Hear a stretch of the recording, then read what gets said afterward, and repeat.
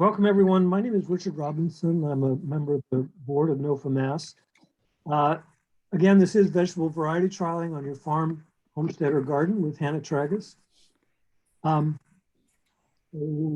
I've got things in the way of the things I actually want to read. Hold on one second. There we go. NOFA Mass is committed to racial equity and justice, and we're working to deepen our commitment to racial equity and justice. I'm sorry, I'm just trying to move something around so I can read it. Including honest work examining whiteness and dismantling systems of white supremacy that are part of many dominant systems, including our food systems. The foundation of modern organic agriculture is rooted in longstanding cultural practices of BIPOC communities. Please take a moment to find your location on this map and honor those whose land we now are on. That link is a very simple one, native-land.ca. You can join it after the meeting if you wish. Good thing to note, we are having a BIPOC caucus that takes place on Sunday, tomorrow, between 1 and 2. And as well, I hope my non-existent Spanish is good enough to say there's also a room for those interested in Spanish speakers, also tomorrow between 5:30 and 6:30. Some ways that you can center your racial equity in your own work and support BIPOC communities, including sharing resources, land, money, and tools with BIPOC organizations, such as Urban Farming Institute, Gardening Community, African Alliance, Native American Right Fund, Indigenous Peoples Network, and Pocahontas Land Trust, all great organizations worthy of our support. And support legislation that will begin to talk and advance the work toward reparations and protecting the rights of food and farm workers. Zoom norms, I hope everybody's on mute. If you do need to talk, simply press the microphone button at the bottom of your screen and then remember to turn it off when you're done talking. Do feel free to use the chat feature to comment at any point during the workshop. We will be checking it to make sure that if there are comments there that they get addressed. Please note that the session is being recorded. We have some really great sponsors, gold level sponsors, including two that I use all the time. Johnny says I'm knowing, but there's a lot more than that. And silver level sponsors, including some that I use as well. Really worth your support. And when you do support them, tell them you saw their stuff at NOFA Mass. It really actually does really help. We have an online auction, some cool stuff going up for auction. This will be up, is it even after tomorrow, David? I'm not quite sure whether that's true, but it certainly will be up through the end of the day tomorrow. I'm not sure either, but it's worth checking. It's worth going that link today to check. Bid high, bid often, bid on everything. And then we also have virtual vendors, so you can get to these guys through the really cool feature of the online program, which is that you can click on them and some of them have videos where they will click directly to you. It's pretty neat. I believe that's the end of what I wanted to present. We will leave a few minutes at the end for wrapping up, but I will push some of those things again. I'm going to admit somebody from the waiting room. Welcome. And hand it over to Hannah Traggis. Hannah, if you're ready, take it away. Oh, wait, I didn't introduce you. Hold on a second. That's okay. Where's that script? Good thing I have two computers open. See if I can find it. Oh, I don't think I can. Hannah, do you mind saying the great things you do? Because there are like at least 3 or 4 of them. For you. Okay, so I can introduce myself. That's fine. So my name is Hannah Traggis, and I am a plant biologist, a plant physiologist by training, but I also have a lot of training in plant breeding. I'm a horticulturist, and I am a farmer. I work in a lot of different areas throughout the region. I work as a horticulturist professionally. I work with the Freed Seed Federation, and any of you who might have tuned in to Bill Braun's lecture earlier this morning heard him talk about seed saving on farm. We work together to conserve heritage plant varieties and to breed and adapt new varieties for New England. I also 2 years ago, founded a small nonprofit farm along with Teresa Smith, who is in this presentation, and 2 other lovely ladies. And we operate on 1.5 acres in Wayland, Massachusetts, and we grow food exclusively to donate to food pantries. And that is a volunteer effort, but it is 100% a farming effort, and it takes a lot of time and energy. So I have worked in and around plants all of my life. My mother was a plant biologist and a botanist. I grew up in Maine in the early 70s through the 80s, when the Back to the Land movement was very, very strong. And my mother was actually quite strong in the Back to the Land movement. And I remember in and around 1977, 1978, was probably about 6 or 7 years old, maybe 8. And we were growing variety trials for Johnny Selected Seeds and for Farmstead magazine at that time. So even as a young child, I was involved in growing a diverse array of varieties of a single crop and helping my mother and father evaluate those crops. And they would prepare reports that they would give back to the entities that asked them to trial. So growing plants and being deeply steeped in plant biodiversity, especially as it relates to food systems, is something I've done for my entire life, actually. So actually really excited to talk to you today about this topic. And I am going to start sharing my screen and my presentation, and I'm going to turn off my video because I live in Central Mass and we have very, very limited internet. So off we go. So that's what I should have had in front of you when I was introducing myself, but we'll just get right into it. Yeah, this is my little farm, Aurelia's garden. And Teresa, that's probably you. No, that's not you in the background. Anyway. Okay, so vegetable variety trialing. I actually took the word vegetable off of the title of this slide, mainly because a lot of people are growing plants other than vegetables, and variety trials works for any type of plant you're trying to grow. So in this talk, I want to focus on what are they, why would anyone do them, and what are the benefits of doing them? And then I want to get into the nuts and bolts of how you do them. And if we have time, I want to walk you through a couple of case studies to show you how we apply variety trialing to beginning plant breeding projects and to carrying out participatory plant breeding projects. And one of the main goals, we're talking about thriving in the era of climate disruption. And we're trying to talk this weekend about resilient strategies or strategies for resilience. And as we talk about the vulnerabilities that are brought into every aspect of our lives due to climate change, food, our fundamental basic human need, and our food systems are at a great danger. Having varieties that are adapted to grow in our region is critical. And so you'll hear that term bioregional adaptation, and it is a very important strategy to make sure we have resilient communities moving into the future. So what exactly is a variety trial? It's research. It's being able to systematically lay something out in front of you and to be able to look for differences between the test subjects. And the test subjects are going to be plants. A lot of research projects are really complicated, and variety trials in no way, shape, or form have to be complicated. They can. You can make them as complicated as you want, but some of the most elegant and meaningful trials are actually the simplest. A bird's eye view of a trial is you grow a bunch of different plants and you observe them over time and you see how they perform and you look for the differences in how they perform. And inevitably, you're trying to choose ones that you feel perform the best.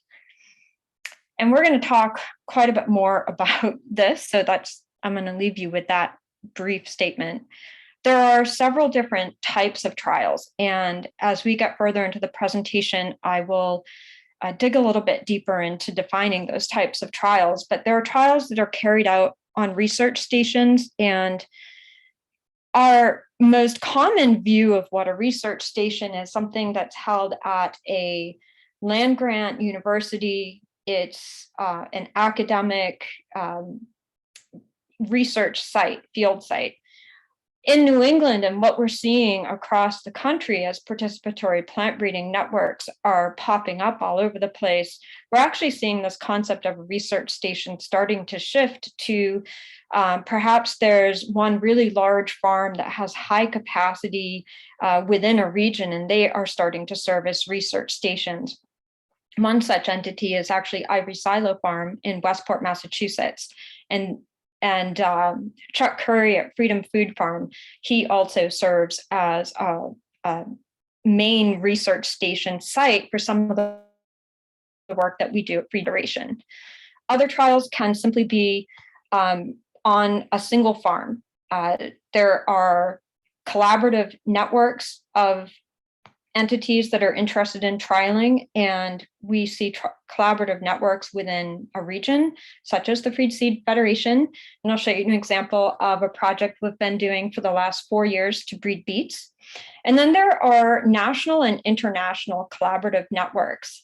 And these are networks between multiple research institutions and farmers across a very wide range of regions.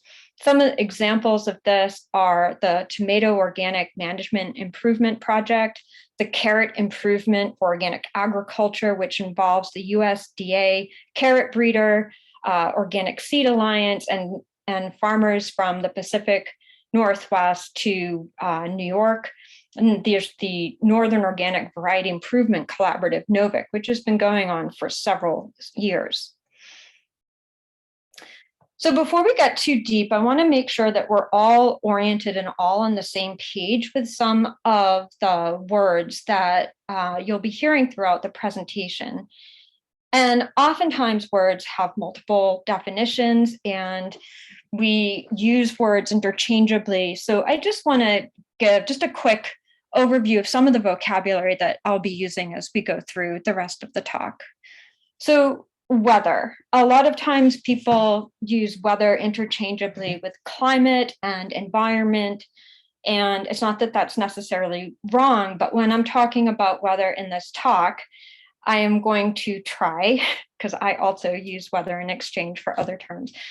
But today, when I say weather, I am going to mean a very short time frame. It's a daily or weekly snapshot of the temperatures and precipitation around you. And I looked up a few statistics this morning around 7 a.m. And just to show you that in a short geographic distance, you can actually have a lot of differences in the weather that you might be experiencing. And in New England, we know you wait 5 minutes and that changes. So you can read this table, but you can see that even from central Massachusetts to Buzzards Bay, Springfield, and Rochester, New Hampshire, there's not enormous differences, but there's some pretty good differences. When we conduct trials, it's really important to be asking ourselves about the variability that might be affecting how different plant varieties perform.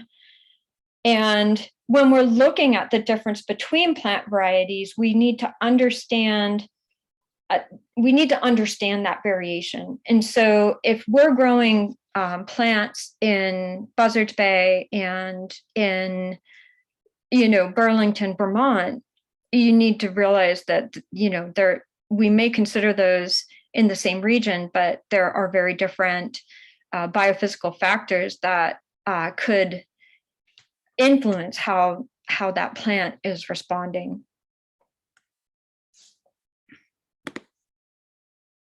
So climate is seasonal, it's annual, and it's predictable. right. It used to be predictable, or maybe it's never been predictable, but these days climate is less and less predictable. It's shifting, but it's not shifting at a regular or continuous pace. A few years ago, I heard a lot of people saying, well, I mean, climate change is bad, but eventually we'll just end up having a climate like Virginia and North Carolina, and that'll be okay. We'll just grow the plants that they grow there. And we know that that is not the case. We are seeing erratic changes and extreme weather events, 9 inches of rain in a day and a half, and 105-degree day and plummeting down to 34 degrees at night. So we're seeing some huge changes in climate, but understanding that climate is something that is supposed to be fairly predictable over a year or two time period. I won't get into the weeds too much with this, but this might be really interesting to some people. I thought that some of these graphics were really pretty cool. But globally, we can divide climate into 5 major groups: our tropical, our dry, arid regions, our temperate, continental regions that aren't bordered by oceans, and our polar regions. But if you look in the middle of the screen and on the right-hand side of the screen with all those different colors, you'll see that those 5 main groups are subdivided into many, many additional subgroups, and those are all climate classifications. Put that in context, a little comparison between New England and Florida, and you see we have, again, some very different climates. New England is temperate, Florida is subtropical, and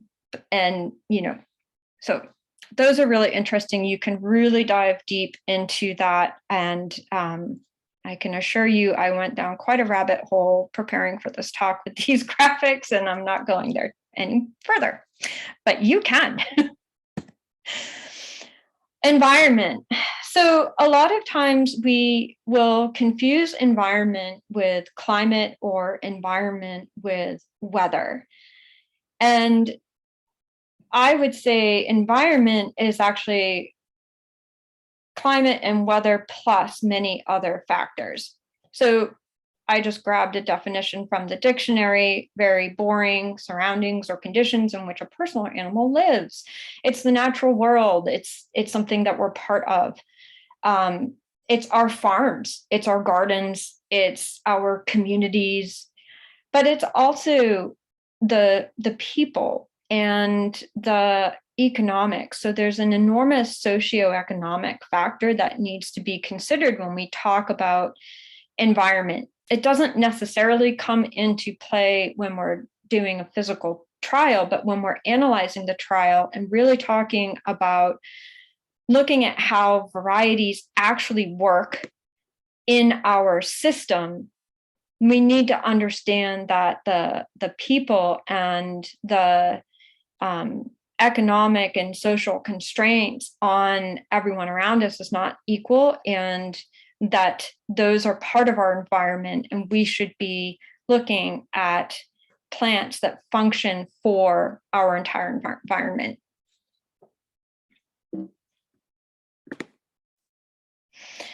Environment of intended use. So when we're trialing, this is actually a pretty specific term, and you want to be looking at plants in the actual environment that you intend to grow them and intend to use them.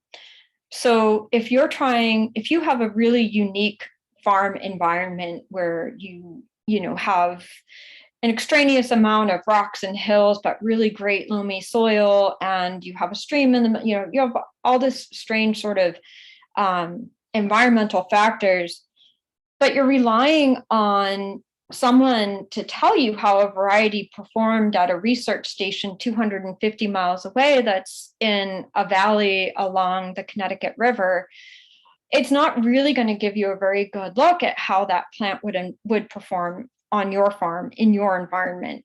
And it wouldn't tell you how the product of that plant that you then sell or distribute into your community, it doesn't really tell you how that product is received. So in the slightly larger environment outside of your farm, those socioeconomic factors. And those are the types of things we really should be trying to take into consideration when we decide on the plants that we're growing, that we're going to be sharing into our communities, whether through market and being paid for those, or distributing to friends and family, or just distributing into community needs groups. Risk. So farming's risky. Trialing is risky. A lot of people don't want to carry out trialing vegetable varieties because there's a risk. What happens if the whole thing dies and you lose 100 feet of production space where you could have grown something that you've grown for years? Talk a little bit about how we manage some of the risk in the trialing work that we do with Freed Seed Federation. I'll talk about that a little bit later on when we get into that part of the presentation. And performance. So what I mean by performance is how that plant does. So we'll be looking at how the plant responds to the environment.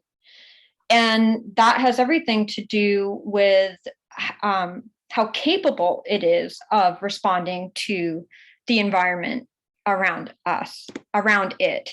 And that has to do with adaptation and adaptability. So adaptation is actually refers to the genetics of the plant and how those change over time as a plant is grown and is grown in a certain area. And humans can help steer this adaptation. We've been domesticating crops for thousands of years. But plants, animals, every living organism on the planet has adapted to where it lives naturally over time. So it's an evolutionary shift. It's a genetic shift in the makeup of that organism to be able to better survive in a certain environment. And adaptability is simply the capacity of the genetics of that organism to adapt. When we talk about variety trialing, and in the work that I do, the variety trialing leads to either just adapting a variety or breeding outright a whole brand new variety. We want to talk about a couple of different types of adaptation. So you could adapt something very specifically to a very small or narrow environment. And that's not necessarily bad, but it's not necessarily great either. When you try to adapt something hyper locally, you really narrow the genetics of that variety. You can actually create a lot of different varieties, and they will perform well in your local environment, but they might not perform well within your region, but outside of your environment. And then there's the concept of wide adaptation. And this is the type of adaptation that you would get when you were looking at how a plant grows and responds in a wider array of environmental conditions. And when I talk about setting up trials, I'll relate some of this to the trialing concepts, and it will hopefully make more sense. So region and regionality, I find that in discussions with people, everyone has sort of a different view of region and regionality.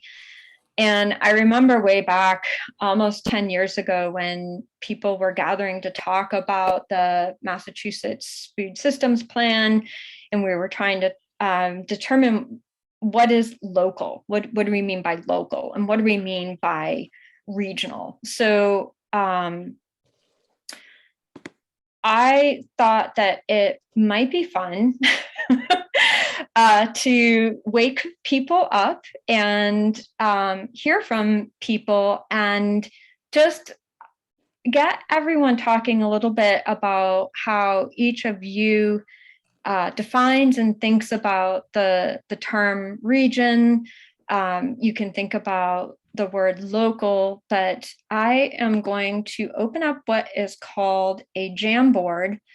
And Richard is also going to open up the Jamboard. And Richard, is probably going to be easier for you to take notes, but I will try to do that as well. And so I want to just invite people to either unmute yourself and just say where you're from and how you define, just look at these questions, or you could type it in the chat and Richard and David can try to capture that and we'll write it down on this Jamboard and I will try to capture things as they come through.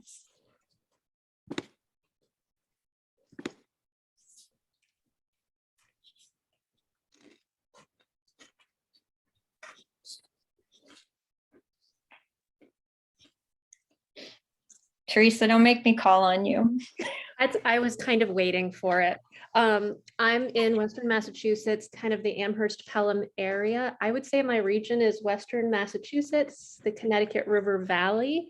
As far as kind of how big a region could be, New England-ish is kind of as large as I would go, but I feel like the Connecticut River Valley feels more narrowly focused.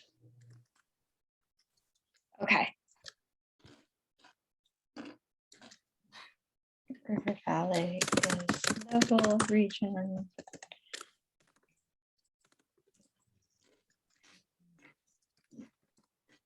Considered. Okay. All right. Anyone else? My name is Misha and I live, can you hear me first of all? Yes, yes. And I live on Nantucket Island. So I feel like we're off on our own. So I would say the region is kind of Cape and Islands, but really I feel like Nantucket, maybe Martha's Vineyard, they're their own very defined areas. Yeah. Absolutely. Island biogeography is real. I'm in Sherborne, and so is someone else on this call. Courtney is also in Sherborne. We are far enough inland from the coast to not be coastal, but we're not in the Worcester Hills either.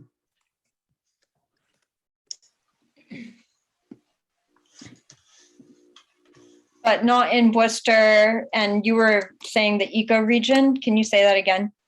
So I'm not sure what the name for the ecoregion would be, but I said we're too far from the coast to be coastal, but we're not up in the Worcester Hills. So we are, I think it's a sweet spot, but on the other hand, it would be nice to be close to the coast. Yeah, Sherborne's a beautiful area. I'm calling it the tween region. Okay. One more. Hi. Oh, I'm getting an echo.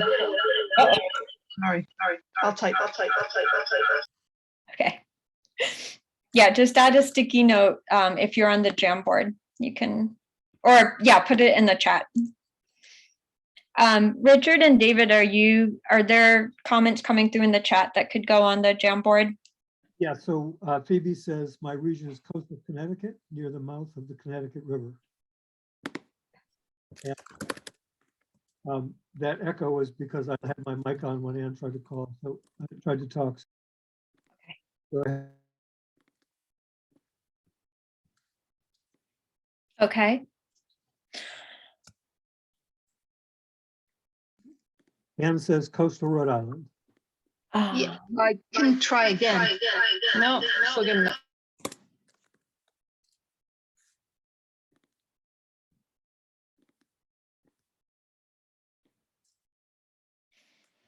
Okay, so I mean, it's interesting. We've all come together for the NOFA Mass Winter Conference. So we all consider this NOFA Mass community to be part of our region. I mean, I'm sure maybe people would attend this conference from further afoot, but when we look at how we each define our region, we're really looking at some much smaller subregions of Massachusetts and New England. And those are important things to think about when we start thinking about that specific versus wide adaptation that we might be looking for in plants. Okay. So the United States is divided into lots of regions. I found one graphic that really just showed the US divided into 4 regions, and I was actually pretty happy to find this one. And I just want to put this in context of where our seed comes from, and we'll talk about that in just a minute when I talk about why we do variety trials. But just keep in mind, just looking at this graphic of the United States, these regions are defined based on differences in climate patterns. And it's reasonable to think that a plant that does well in one region may not do quite as well in another region. And so why conduct variety trials? Well, there are a lot of different goals that we could talk about, and there are a lot more goals that someone else could add to this discussion. And I'm just going to go through a few that I can think of. One is that long-term risk management.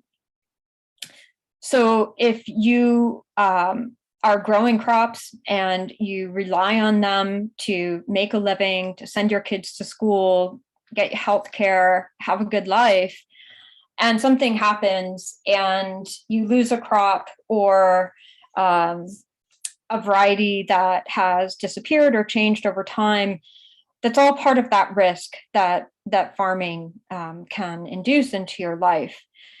Another reason is you could discover and add a specialty crop, and that might actually allow you to make more money at a farmer's market or appeal to a broader base of consumers. So variety trials can help you diversify what you grow on the farm, augment what you grow on the farm, replace varieties that might not really be working for you anymore. And another interesting use of variety trials is if you're trying to change various field management strategies. Maybe you bought a new cultivator, or you're trying to go to no-till, or you're just trying to change how you manage your field in general. You may want to do a variety trial to compare the effects of your new production strategies.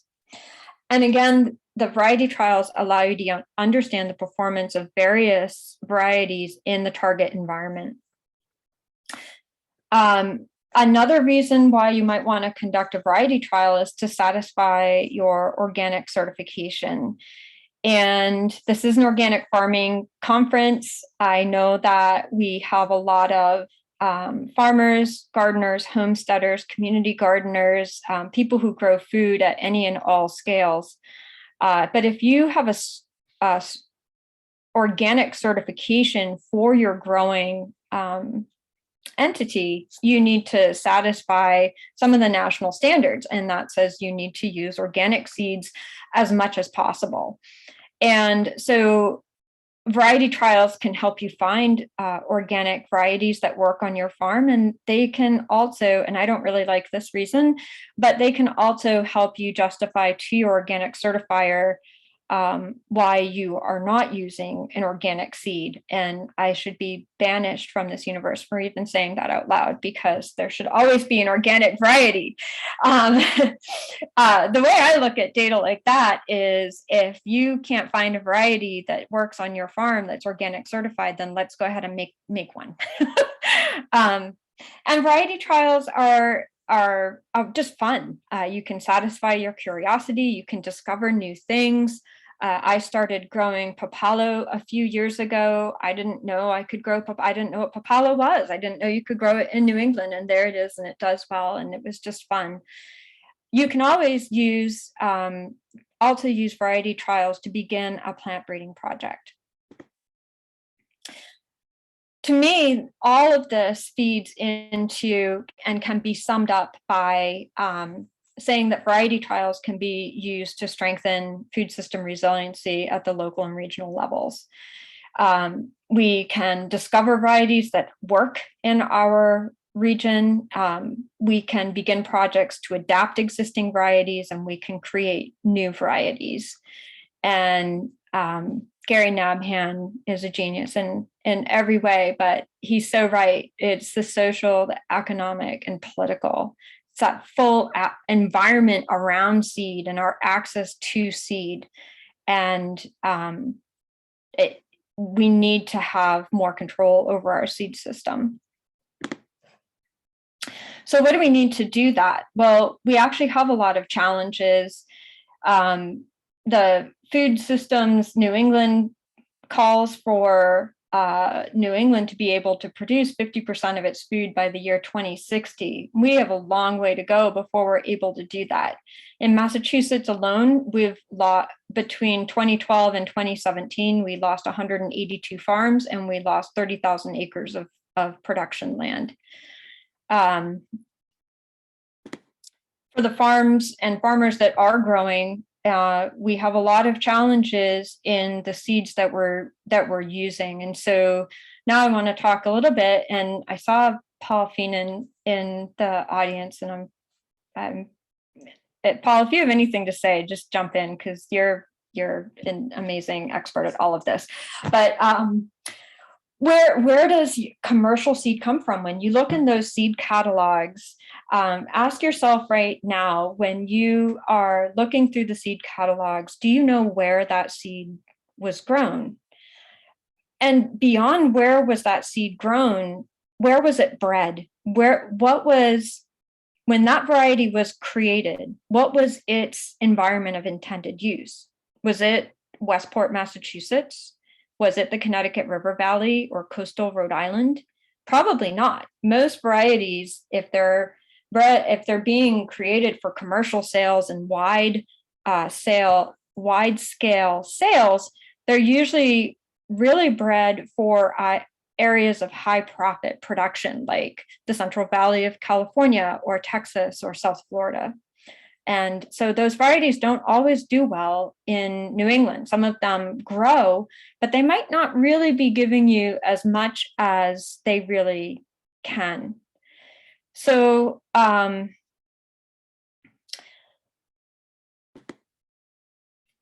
there's an enormous potential to create the food system that we want. And I'm not going to get too much into all of this, but if anyone knows me, they know that one of the most important things, the things I value the most highly, is diversity. And diversity in every aspect that surrounds us, but also in the biodiversity of our food systems. 80,000 plant species are edible by humans, and yet 4 of them actually provide half of the calories and protein that are consumed across the world. We can do a lot better than that, but we need to be looking at, we need to actively be evaluating more and more plants that are available to us. So ensuring food security, it's crop diversity. So as I talk about variety trialing, I think you get the picture that I use variety trials to start plant breeding and crop adaptation. So whatever your reasons for trialing, you should hold on to them. You should write down those reasons. If you get passionate about setting up a trial and it's January or February or March, write that down. And in the middle of the season, when it's July and you're exhausted and you're not sure, the idea of that trial isn't quite as wonderful because you have to get out and take data or whatever. Just write down those reasons for why you wanted to set up that trial, and I think you'll find it really heartening and really motivating to keep going with it.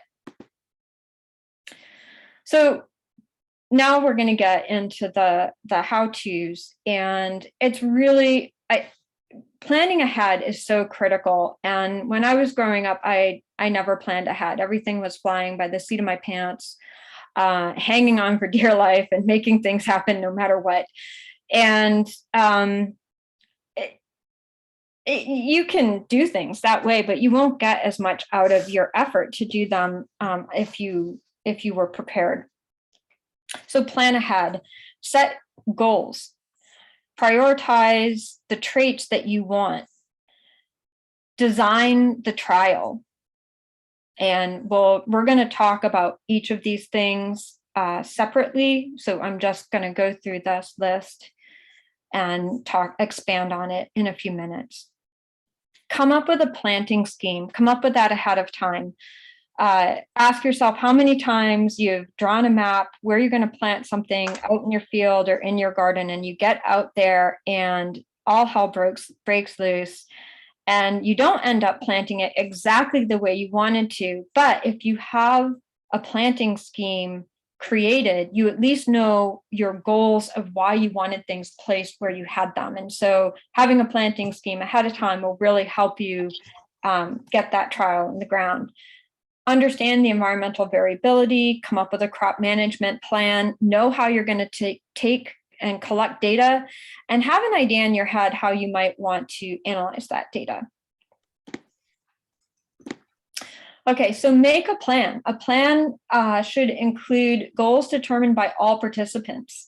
So if you're trying to work with a group of farmers, it's a really good idea to talk to everyone that's in that group of farmers. And if you can't talk in person, that's becoming more and more difficult these days.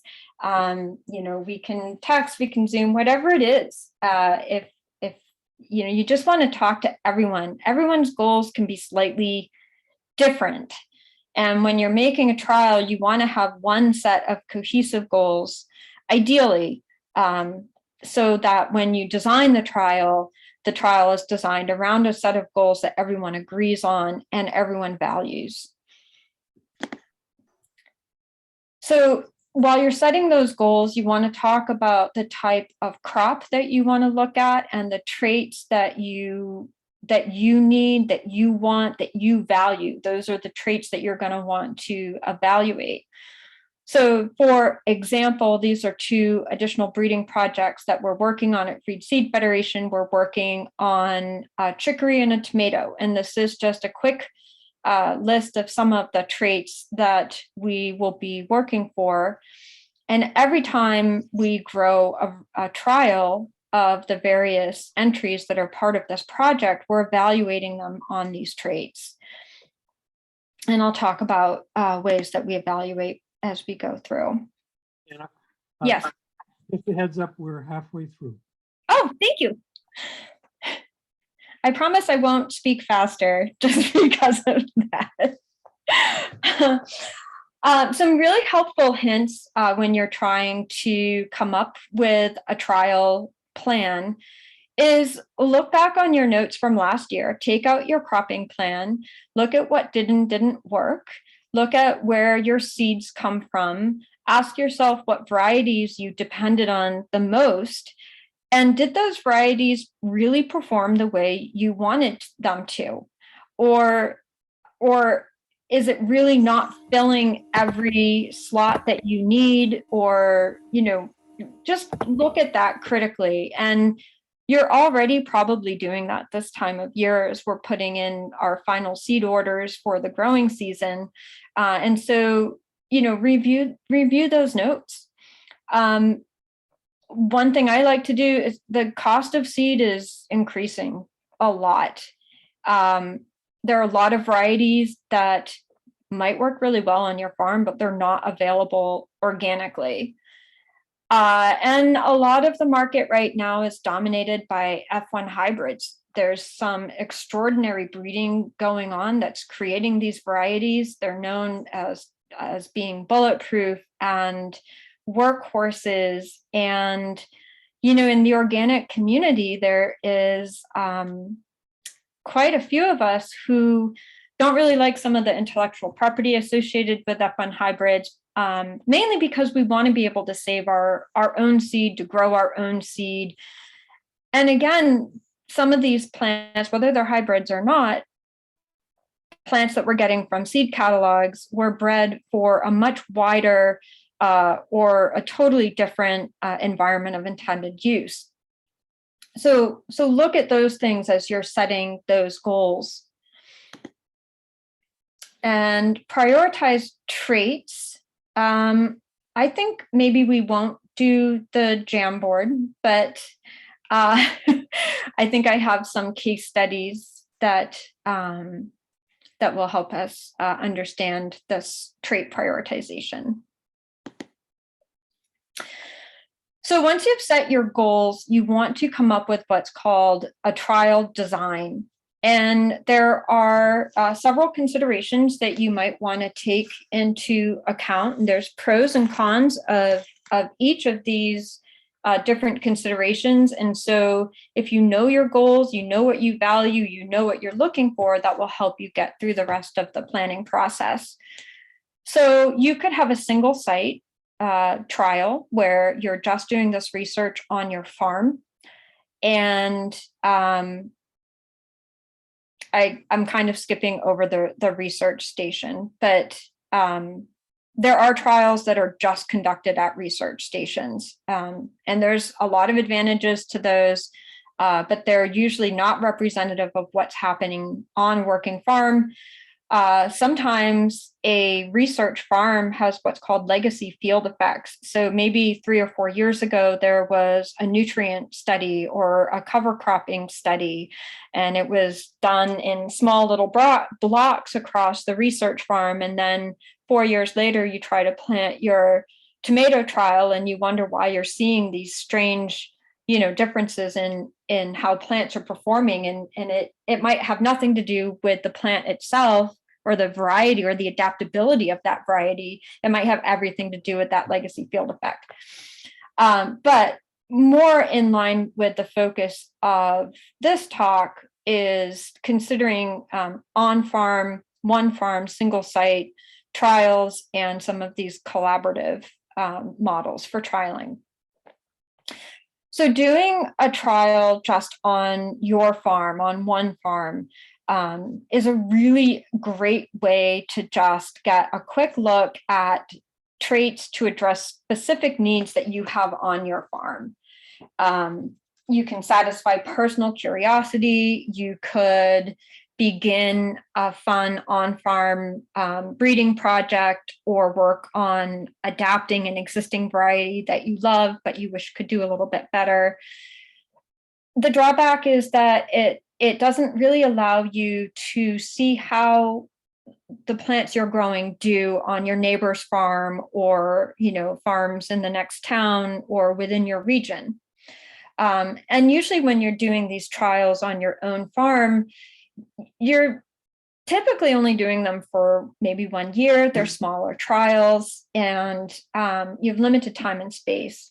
And we all have limited time and space, and there's a way to actually be able to get more out of trialing with these collaborative networks. So collaborative networks are can either be within a region or multi-region, as I said earlier, and they generally pair 1 or 2 large sites with multiple farm sites where the farm does a much smaller version of the trial than the large site. And statistically and for data collection and data analysis, this allows the varieties to be grown in the area of intended use, but still allows you to do some robust data analysis.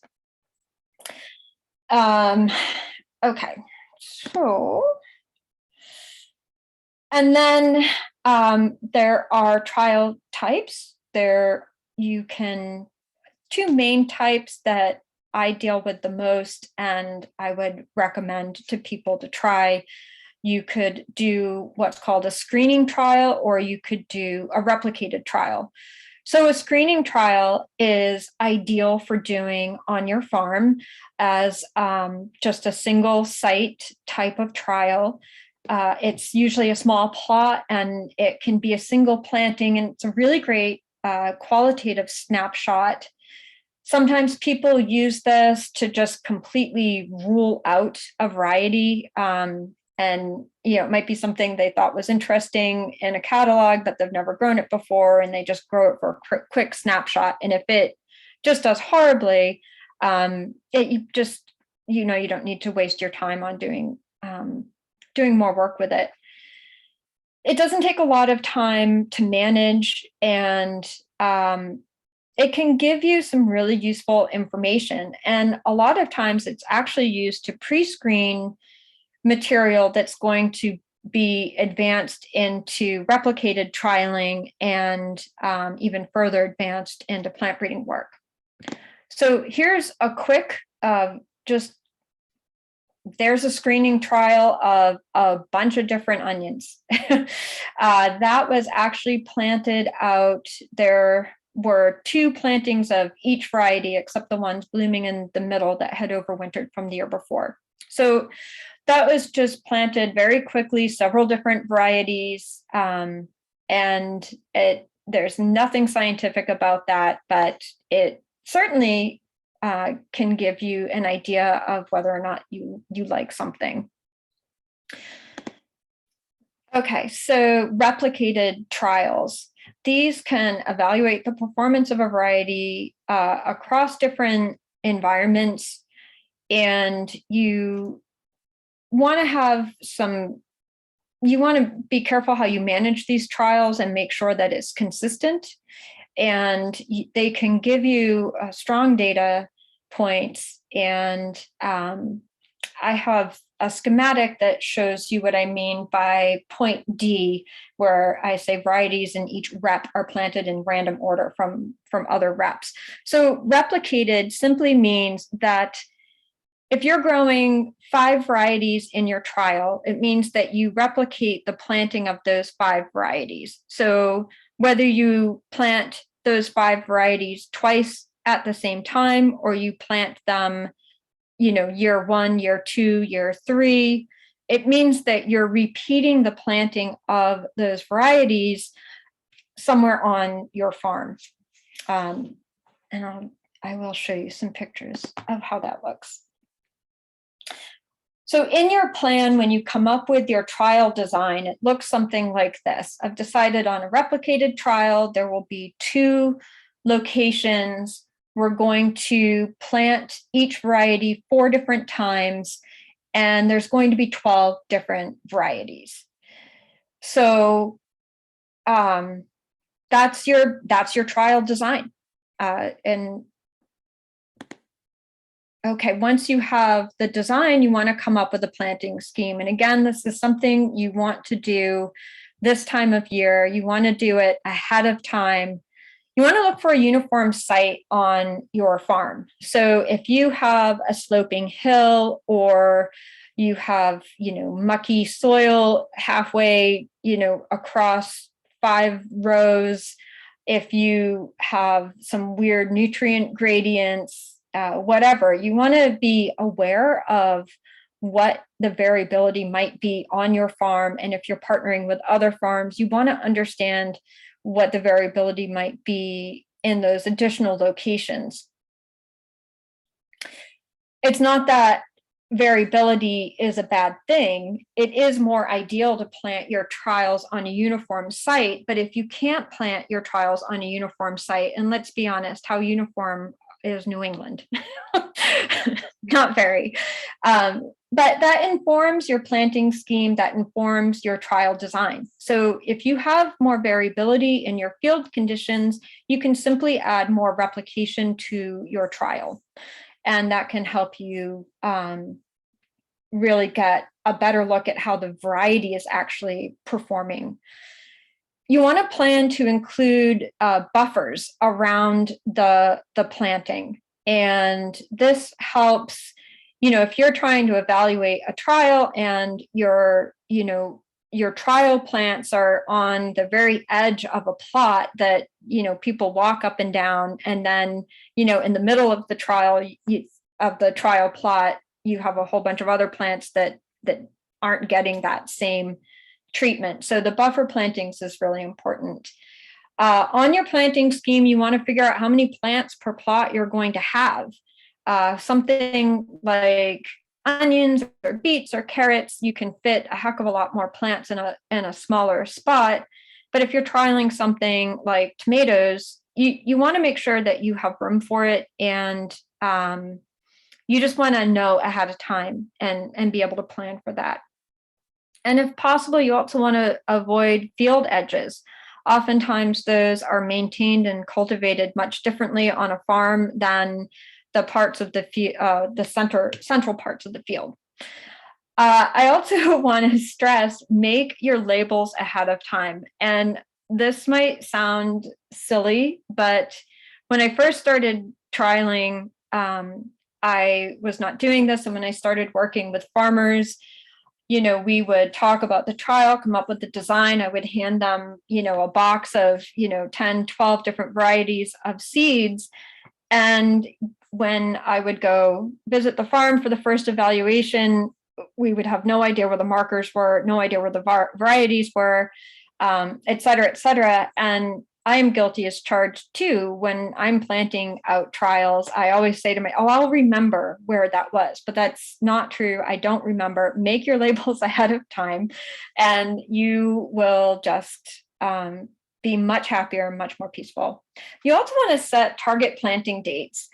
And this is kind of an interesting thing to keep in mind. So when you're working with multiple sites, your ideal planting dates for certain crops could be different. So for instance, the beet breeding project, we're looking at a fall planted beet. I have farmers in Southeast Mass, in Northeast Mass, in Central Mass, in Maine, all over the region. And when I ask a farmer in Westport, Massachusetts, when they plant their beets for fall harvest, the storage beets for fall harvest, it could be July 28th. And when I ask a farmer in Central Mass, it could be, if I don't get them in the ground by July 20th, I'm sunk. And so, you need to take that into account, and you can't, so again, it's looking at how these varieties are performing in an area of intended use. And if you're doing these wide regional trials, you want to look at how they're performing regionally. Okay, so, all right, so a planting scheme. So this is for a trial design where we have one location, we have 2 reps, we're growing 4 varieties. So around the edge of the plot, I have my buffer plants.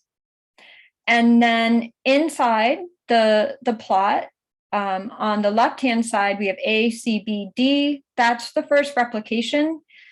And then I plant the same 4 varieties, but in a random order, different than the order in which they were planted in the first rep. So rep 1 is A, C, B, D, and rep 2 is B, D, A, C.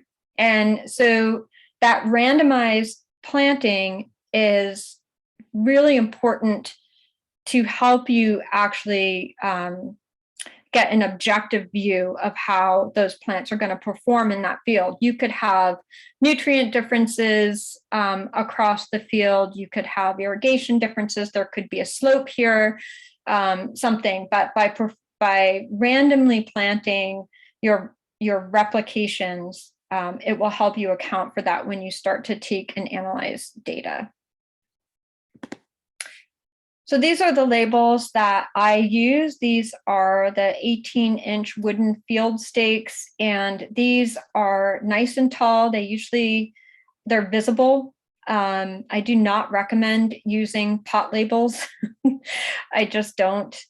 These are great because they biodegrade over time, and on our great organic farms in New England, a lot of times these are almost completely eaten up by the end of the season.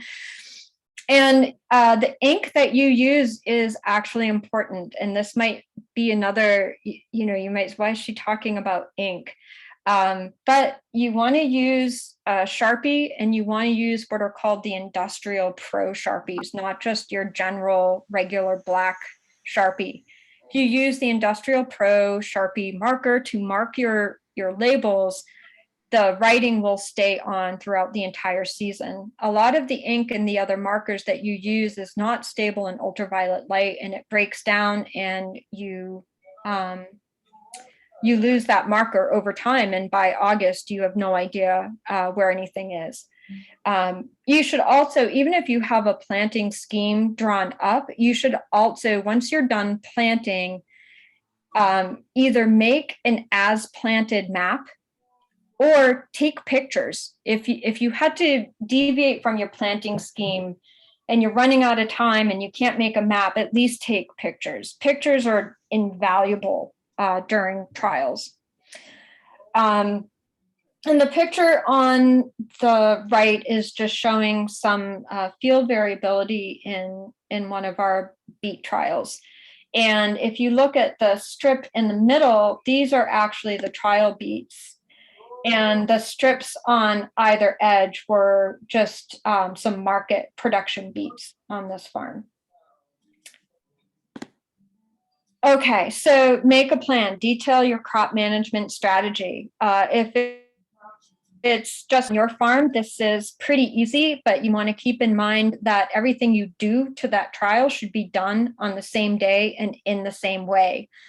So if you plant your tomatoes and you go back 2 weeks later to do your initial round of transplant pruning, and you only get to half the trial and you can't get back for 2 or 3 more days, that's not really good. You really need to make sure that you can do everything at the same time.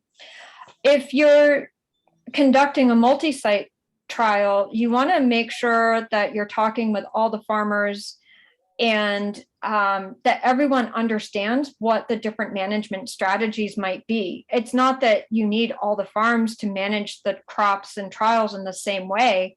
That actually would be completely counterproductive for a trial. But you need to understand that's part of the variation and variability that can be introduced into the data that you're taking.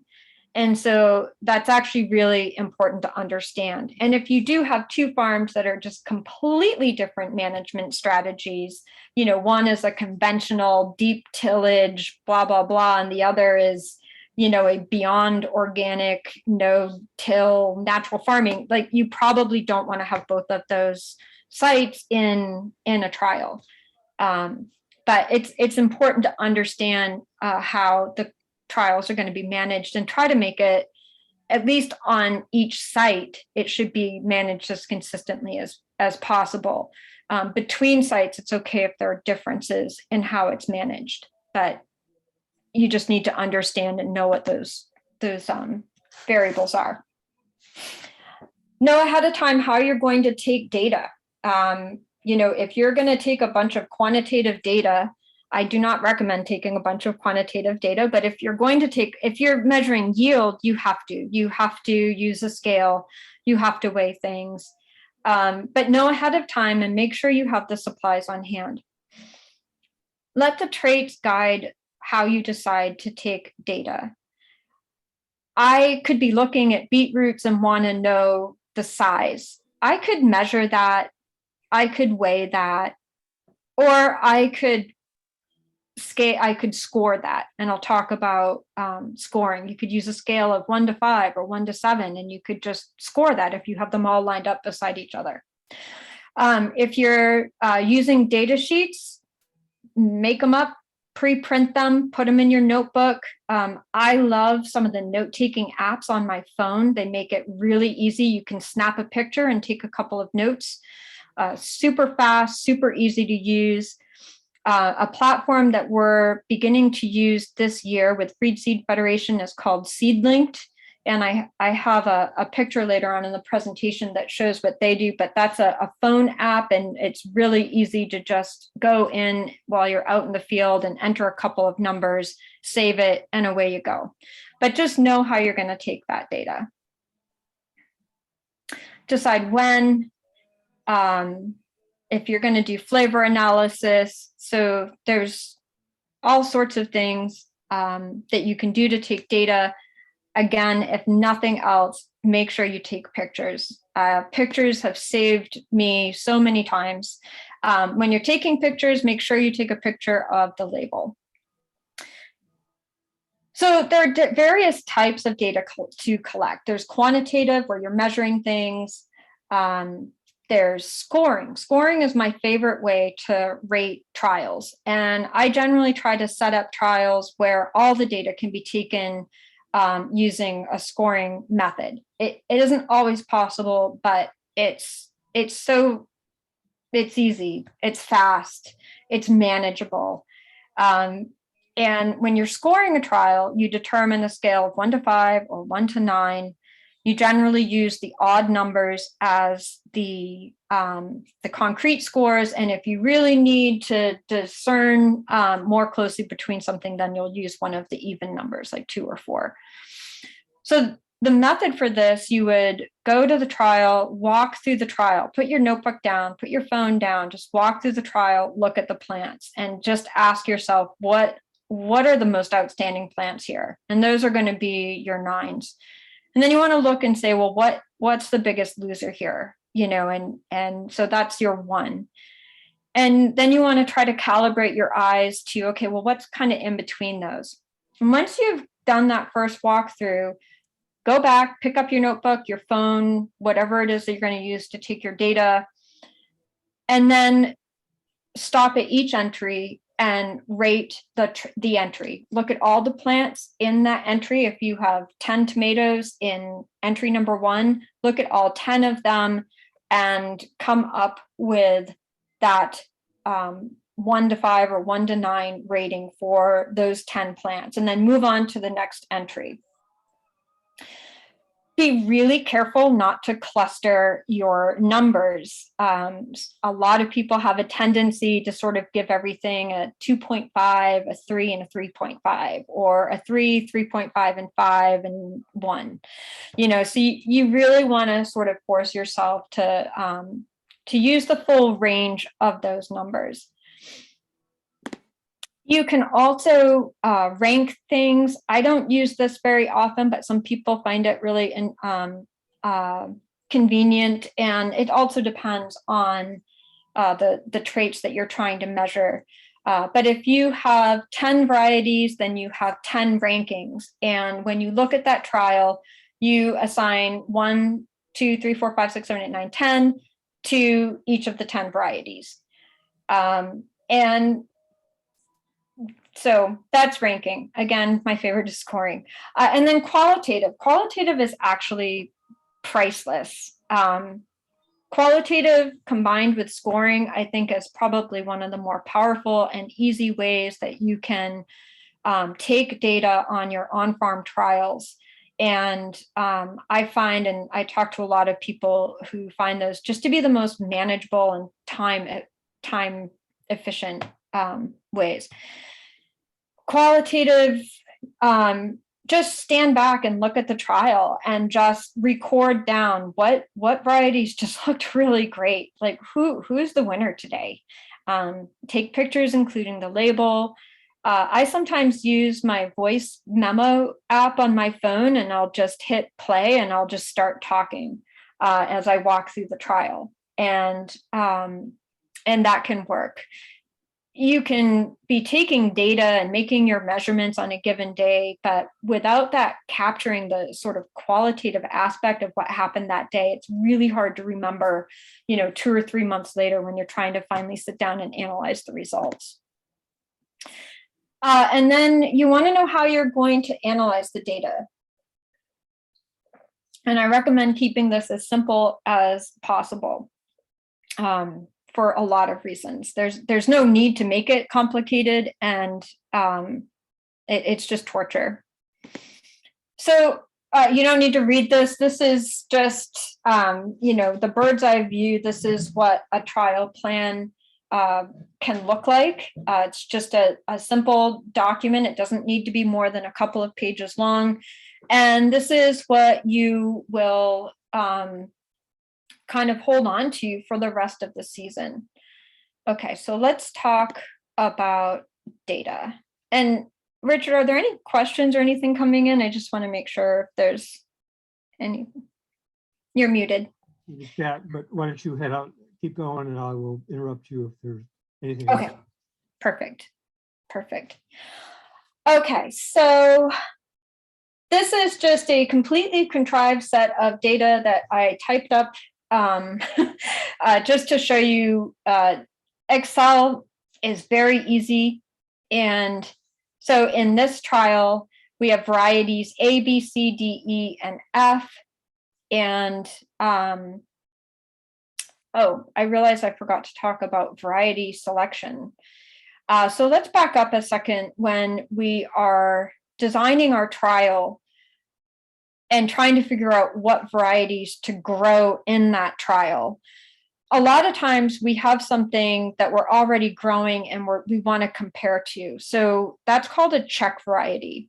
That could be a real common commercial variety that's known as a workhorse. It's something you rely on a lot on your farm. It might be something that is almost perfect and you're doing a variety trial to see if you can find something that's better. It might be something that is going to disappear. Several years ago, the onion copra was disappearing from the market and everybody knew about it for 3 or 4 years and people were frantic to find a replacement for copra onion. And so that was the check variety in a lot of trials. So your check variety is something that is going to give you the benchmark to compare your experimental varieties against.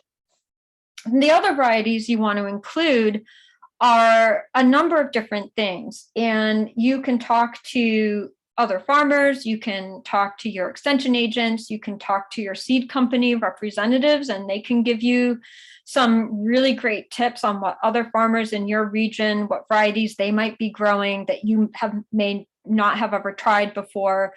And so you want to try to get the best high quality varieties to enter into your trial.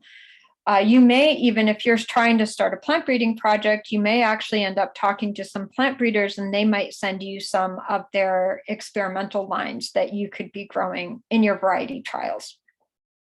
Okay, so back to this data sheet. So in this trial, we grew variety A, B, C, D, E, and F, and we were rating the trial for the size. Let's say these are beets, so the size of the root, disease resistance of the tops, disease resistance of the root, flavor, and then we went ahead and gave it an overall score. And I actually like to do this overall score rating because that's that sort of qualitative analysis.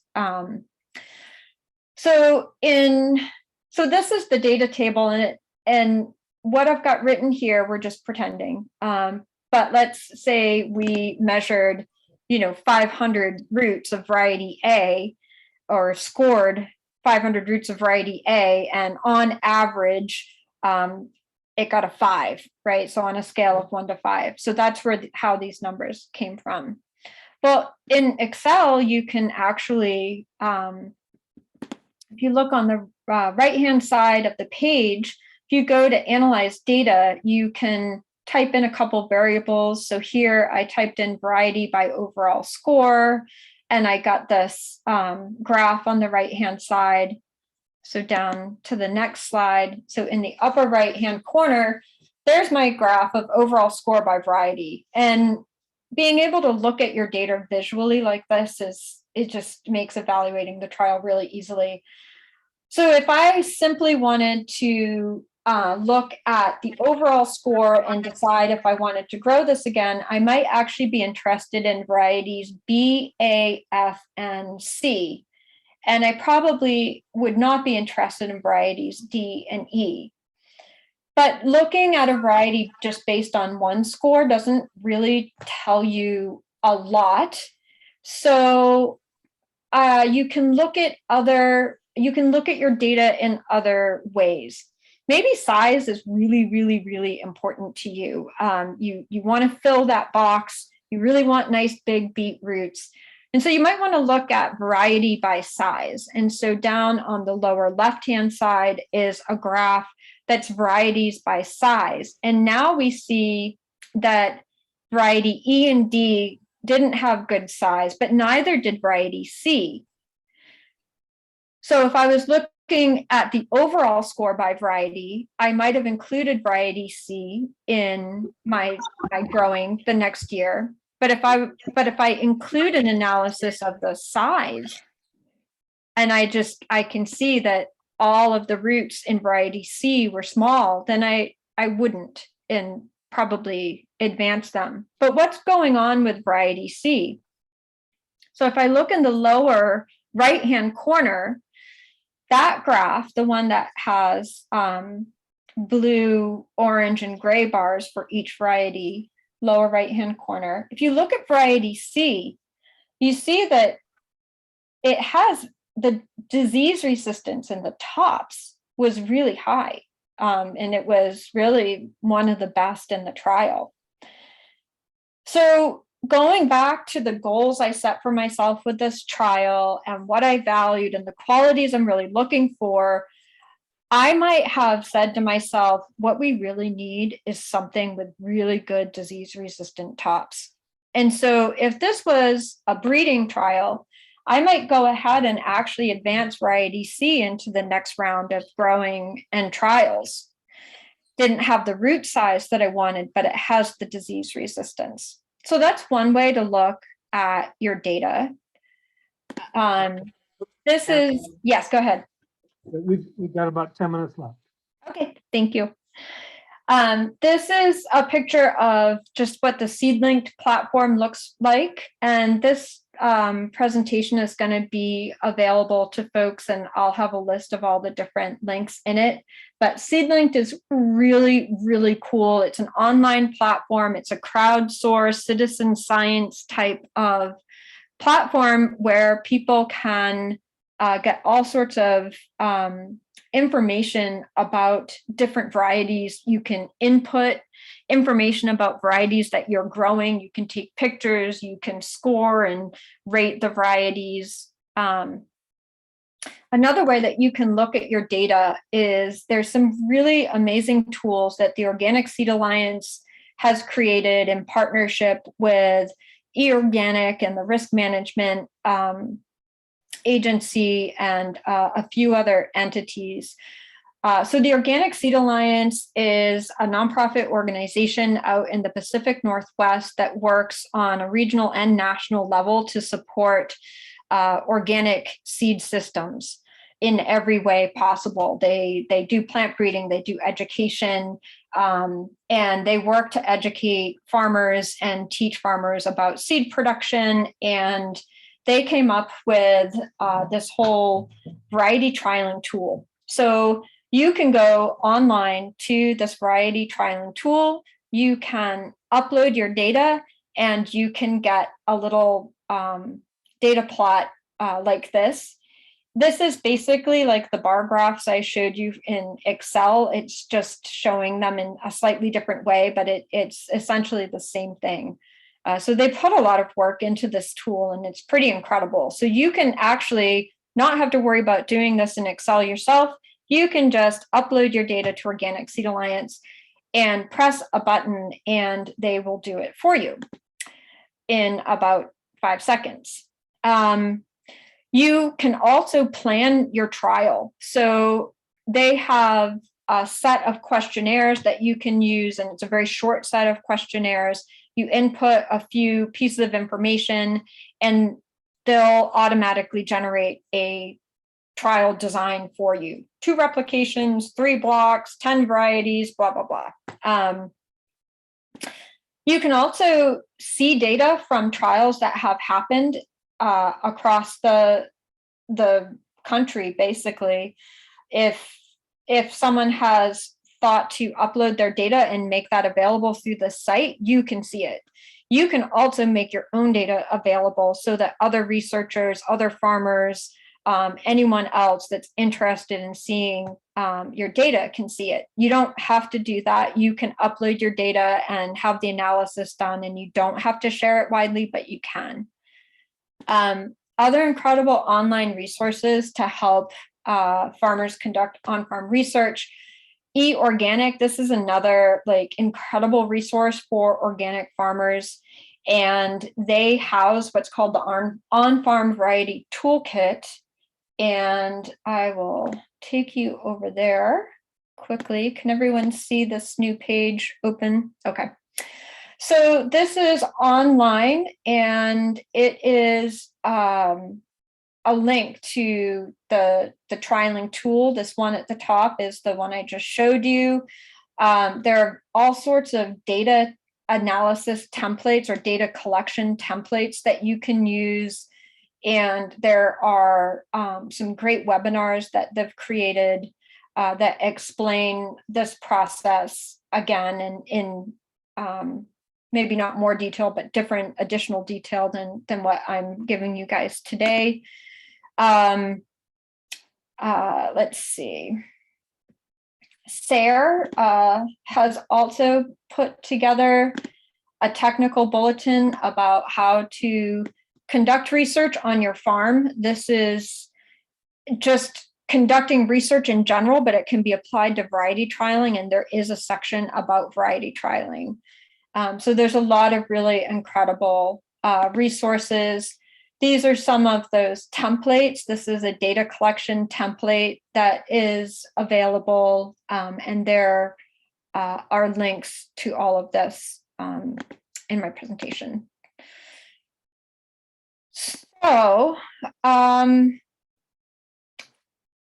we might want to end here, and I just want to tell you one quick project.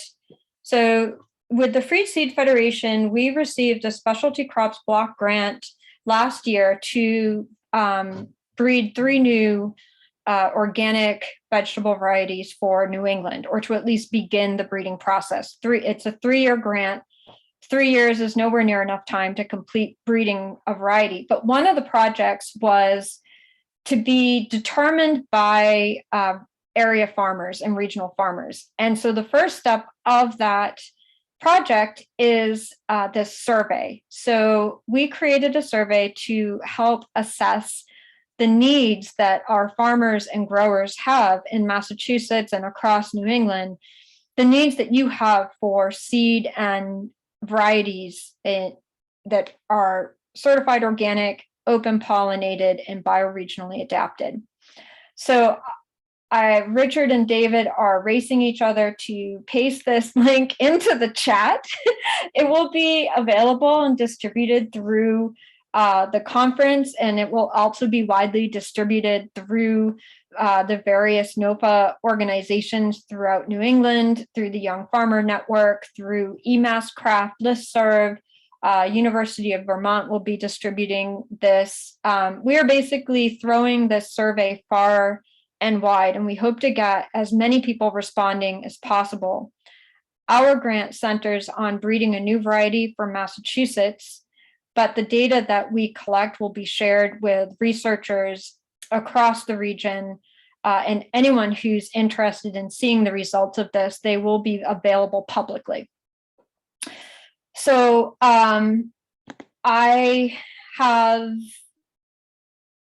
think this is a great place to stop and take questions. And I'm going to stop. Actually, I'll continue sharing my screen, Richard, in case there are any questions that I would need to answer. There are no questions in the chat. There is a very nice, thoughtful comment from Paul Feenan. Paul, if you're still here, do you want to just come online and say your piece, or do you want me to read what's in the chat? Oh, I don't have much more to offer unless there's kind of piggyback on it. So go ahead and read it. Okay, let me do that then. Paul wrote, thanks, Anna, you're touching on a profound challenge that retail seed distributors are faced with, and that is finding as many varieties that work for as many growers as possible, while knowing full well that many selections may not work well for some regions, let alone individual growers with differing microclimates and soil types. Pages in the catalog or website is kind of like valuable real estate. So we have to be careful keying in as many varieties that are regional specific and therefore naturally limiting in sales. This is not to say we don't focus on that, but it is fair and hopefully understandable to say that we have to be careful and deliberate. There are great seed houses that try very hard to be regional in nature. These are super duper important and valuable resources and assets for all of us. So are all the groups and cohorts you've referenced. So much to talk about, and I appreciate this conversation is happening. And I would just add to that, when I open up the seed catalog, I'm first astounded by the number of varieties that are there, humbled by the fact that it's not nearly everything that could be available. It's amazing. I totally, go ahead. You can unmute yourself or raise your hand, whichever you prefer. Yeah, Paul, I totally agree. And I just, I appreciate you saying that so much. I don't mean to demonize seed companies at all, because, you know, I buy thousands of dollars worth of seed every year, and I try to buy from as many different catalogs as possible, just because they do all have differences in what they offer. And, you know, you guys at High Mowing just do an incredible job for farmers, and, you know, really supporting organic farmers. It's all organic seed, and, you know, you don't even have to think about that when you go to the High Mowing catalog. You already know that you've satisfied your certification, and you know, I've seen a lot of the trials out in some of the different trials that High Mowing has across the country, and just the amount of work you guys do in growing all the different varieties that you sell. And, you know, maybe that's actually, I don't know, Paul, if you want to say something about that, I think people should understand that, you know, companies like yours, like High Mowing, you do extensive variety trials across the country in all sorts of, you know, environments of intended use. So if you want to talk about that for just a minute, because it's incredible, and you guys do an insane job at it. Yeah, can you hear me? Yeah. Yeah, I mean, we do. We've really kind of focused a lot of our effort on trialing in Vermont, at the Hyde Park Farm, right near, you know, where our warehouse is. But, you know, we now have 6 or 7 regional sales reps. That's kind of a new development since, you know, 2019 or so. And so that's put us in a position where we can connect with growers and collectives and collaboratives to do some of that work. What I think is even more important for the future is that, you know, we've really focused as of late on developing a cadre of contract growers that are out in the world, so that those seeds and those varieties that are available and that work for people, we can put out stock seed out in the world to produce as much high quality organic seed, you know, at a reasonable price. And so that's a developing thing. It's not easy, you know, growing high quality seed is difficult. And so we're managing sort of the fallout of that every year. And that's why you see maybe a new variety or something like that, or, you know, a variety go out of stock because it might not meet QC standards or anything like that. But it is a work in progress. And I believe that it'll, no pun intended, it'll yield, you know, substantial fruit, you know, down the line. Absolutely. And, you know, I also want to shout out, I don't know, Paul, how much plant breeding you guys do at High Mowing anymore, but I know you've done a substantial amount of work on squash and many other crops. Johnny Selected Seeds has a robust plant breeding program. When you look at the Northeast in general, outside of Cornell, we have very few quote unquote public plant breeders. Our land grant institutions do not focus on a lot of plant breeding anymore. We're really lucky to have seed companies that are doing some of this work. You guys are serving as our research farms, and I know you're serving as maybe not. Anyway, I don't know how much breeding you guys are doing anymore up there. Less than we did, but again, we're trying to focus on kind of spreading that out and sort of decentralizing it. And like you said, Johnny's is doing, you know, has done and will continue to do incredible work there. And and we've got a great relationship with them as well as other seed distributors and breeders, where we're able to kind of, I don't, for lack of a better term, take advantage of what's out there. And then we're trying to focus more on, getting, like I said, getting the seed production, distribution end of things taken care of. And that's not to say that we don't do any breeding anymore, though. It's just, we haven't really focused on that as much over the last few years. Yeah. Thank you. I have a question, and I'm wondering, David, do we have a couple minutes to keep going here because we're over our 5:30 stop time? Yeah, we can go a couple minutes over. Okay. 5 minutes over. My question is a simple one, which is what's a simple way for a serious gardener or a market farmer to get started? I'm wondering about particular crops that are particularly easy or particularly hard and stay away from to do the kind of trialing work you're talking about. And I tell you, I'm thinking about arugula because arugula grows like a weed around here if I let it, which I'm happy about. Wondering whether there is something to be gained from doing a trial of arugula to see which one is actually meeting my needs rather than just letting it go to seed. Yeah, that's a great question. And, those observation screening plots I talked about are a really great way to start a trial. And I've actually seen some great arugula trials.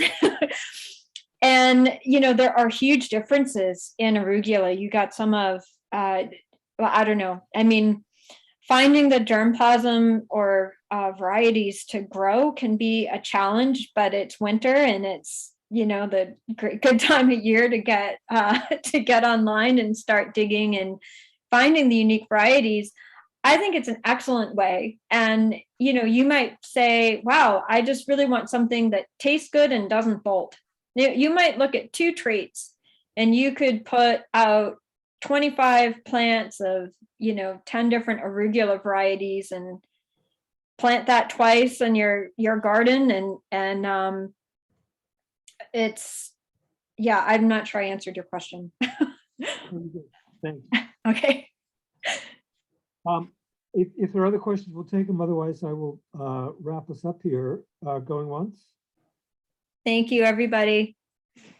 Thank you, Hannah, a lot. For those hardy souls who are still here, remember there is still more of this conference. We have a keynote tomorrow. We have a BIPOC room all day long, not all day long. At some point tomorrow, I'm sorry, I don't have that important information in front of me, but if you check your schedule. The auction is still ongoing, and bid early, bid often, bid on everything. There's still some pretty good deals there if you get in now. Order from the bulk order, no for bulk order.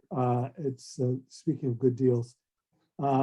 David, I'm sure I've forgotten something. Oh, vendors, please visit our vendors. Please patronize our sponsors and tell them you heard all about it here, because I hope I haven't forgotten anything. Hannah, thank you so much for this interesting talk. Thank you, all those of you who left. And I think we'll call it a day. Thank you, Richard and David, for all your support. And I just want to tell Betty, Frederick, I see you and I love you and I miss you. I'm giving you a huge hug. But good night, everybody. Thanks so much for tuning in, and don't hesitate to email me if you have any questions. Happy to help, happy to keep this going and get more of it going. So. Right, I'm going to say goodbye and I'm going to end the meeting. Bye-bye all. Okay, bye. Thanks, Hannah.